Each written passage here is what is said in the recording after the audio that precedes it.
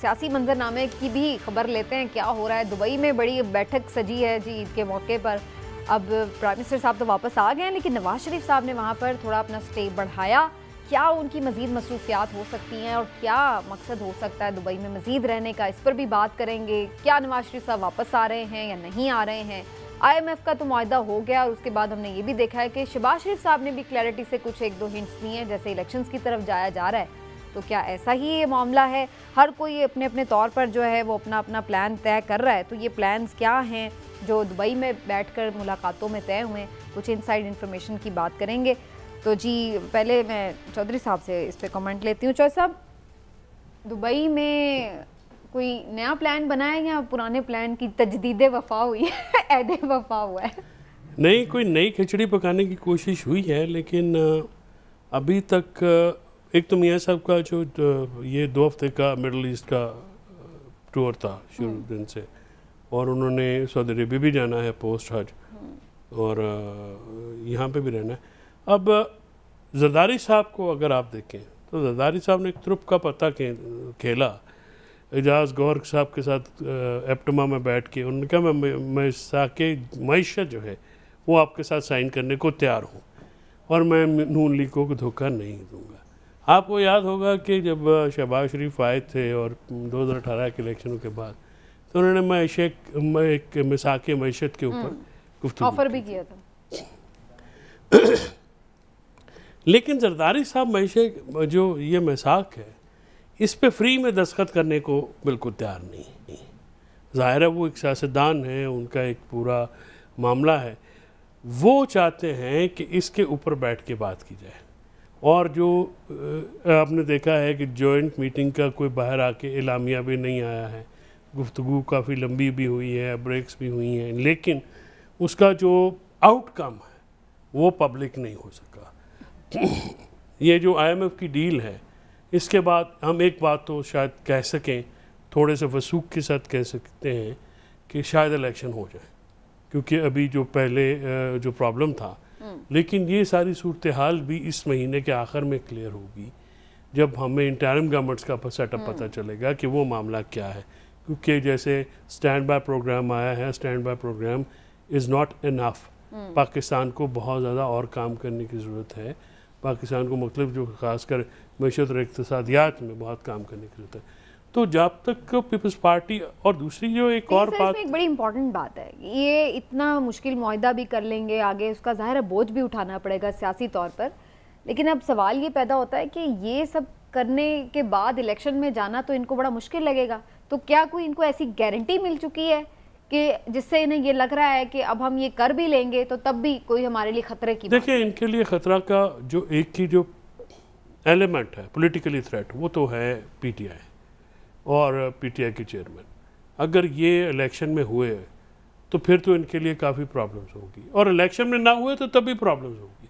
ऐसा इलेक्शन कौन मानेगा जिसमें सबसे बड़ी अपोजिशन पार्टी ना हो?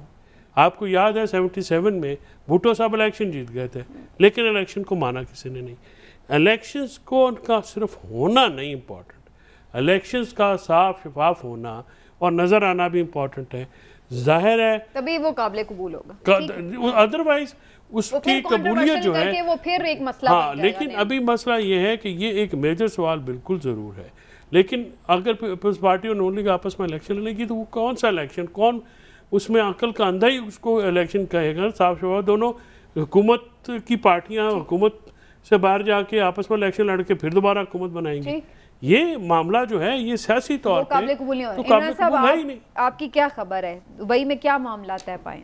देखिए, बात ये, हमारे वाकफा ने हाल तो ये कहते हैं कि दुबई में जो मीटिंगें हैं वो इस दफ़ा बड़ी फ्रूटफुल मीटिंगें हैं। वो इस लिहाज से कि अब फाइनल राउंड हो रहा है। ये जो प्री मैच्योर मीटिंग्स होती हैं, या आप कह लें कि ऐसे रूटीन की मीटिंग्स होती हैं, ये वो मीटिंग्स नहीं है, ये फाइनल राउंड है। और हत्ता कि ये भी कहा जा रहा है, हमारे वाकफा ने हाल तो कहते हैं कि जरदारी साहब तो बाकायदा एक जो निगरान वज़ीर आज़म के कैंडिडेट हैं उनको भी साथ लेके गए थे, और उनका भी उन्होंने कहा कि ये जो है इनको निगरान वज़ीर आज़म बना दिया जाए।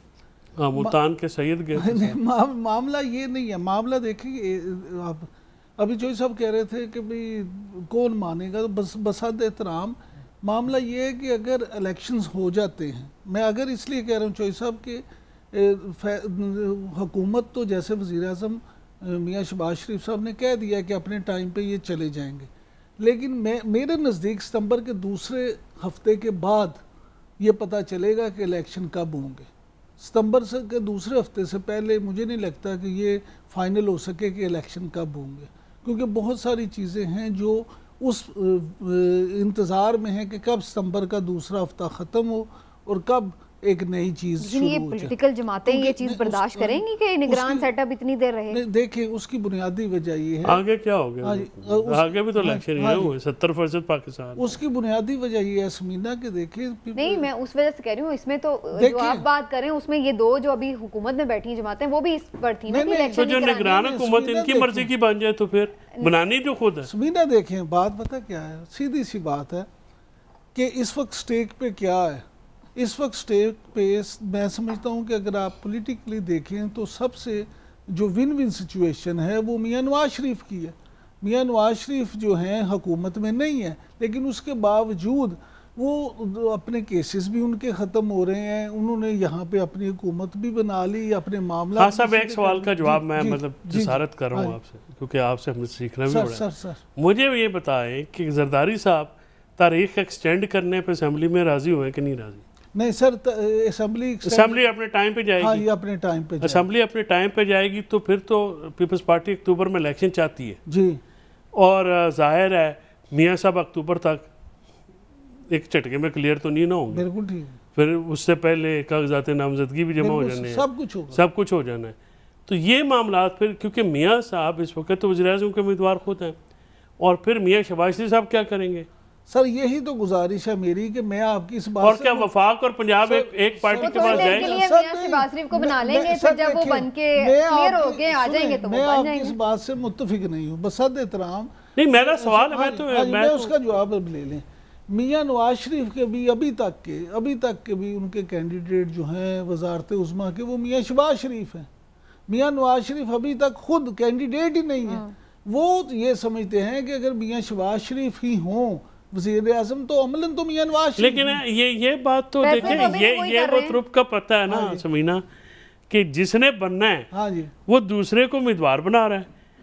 इधर भी पीपल्स पार्टी वाले भी और नून लीग वाले भी, जो उम्मीदवार हैं वो आपस में बैठ के दुबई में बातचीत कर रहे हैं। उन्होंने अपने ना मोहरे रखे। नहीं देखें, नहीं बात ये नहीं है, इशू ये है समीना, देखें बिलावल भुट्टो जरदारी के मामले में पीपल्स पार्टी को भी इस बात का पता है। खुद जरदारी साहब भी निजी महफिलों में ये बात खुद ये कर चुके हैं कि जरदारी जो हैं उनके 2028 के कैंडिडेट हैं।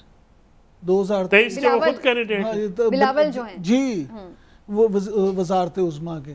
लेकिन वो जो ये बात है ना कि जो पीपल्स पार्टी के लोग कहते हैं, इवन मुराद अली शाह साहब भी कहते हैं कि हमारे अगले वज़ीर आज़म बिलावल भुट्टो, वो अपने वोटर सपोर्टर को बूस्ट करने के लिए, अपने एक लीडर की शान बढ़ाने के लिए ये सिर्फ बात करते हैं। अलीम खान साहब भी कह रहे हैं कि हमारे तो जहांगीर खान तरीन है। बिल्कुल, अलीम खान साहब ने भी कह दिया कि ये हमारे उम्मीदवार जो हैं जहांगीर तरीन साहब होंगे। और ओन चौधरी साहब जो हैं वो भी दुबई गए हैं, वो भी मीटिंग्स कर रहे हैं मामलात में उस तरह से कि जी साडा की बनेगा, साडा की हिस्सा है। लेकिन पीटीआई वाले नहीं कह रहे कि हमारे उम्मीदवार पीटीआई चेयरमैन ही है। नहीं, उसकी वजह नहीं, वो कहते तो हैं, उन्होंने की आवाज ही नहीं आती। नहीं, असल बात ये नहीं है। चौधरी साहब गुजारिश है, सबसे ज्यादा नुकसान देखे 9 मई के बाद चेयरमैन पीटीआई बड़ी माजरत के साथ कहीं नहीं है। इस वक्त चेयरमैन पीटीआई कहीं नहीं है। अब वो अगर नाअहल भी हो जाते हैं, उनको सजा भी किसी केस में हो जाती है, उससे जब हो जाएंगे तो फिर तो आप कह सकते हैं कि वो वजीर आजम के उम्मीदवार नहीं है। जब तक नहीं है तो कहने में क्या है, कहने में हर पार्टी कह रही है ना। ऐसे तो जहांगीर खान तरीन देखें वो नाअहल भी हैं, फिर भी वो अलीम खान साहब उनकी पार्टी पर रजिस्टर भी नहीं हुई तो वो कह रहे हैं वज़ीरात कि पार्टी उनकी कह रही है ना, हम तो नहीं कह रहे। हम भी पार्टी की बात कर रहे हैं ना, पीटीआई की नहीं। ये पीटीआई से इनका कोई ताल्लुक नहीं है। ओहो, मैंने तो उनसे सवाल किया है कि पीटीआई वाले भी नहीं कह रहे। देखिए पीटीआई का जो सियासत है वो तो उनकी अपनी डिसीजन है। हाँ जी, आप पीटीआई को इस वक्त सियासत से माइनस तो नहीं कर सकते। नहीं, इस वक्त तो एज ए पार्टी वो हैं, ज़ाहिर है हर पार्टी का लीडर ही उम्मीदवार होता है। बिल्कुल ऐसा। चौधरी साहब गुजारिश ये है कि पीटीआई जो है उस सियासी तौर पे आप उसको माइनस नहीं कर सकते। पीटीआई एक मकबूल पार्टी है, पाकिस्तानी सियासत का एक अपना किरदार है।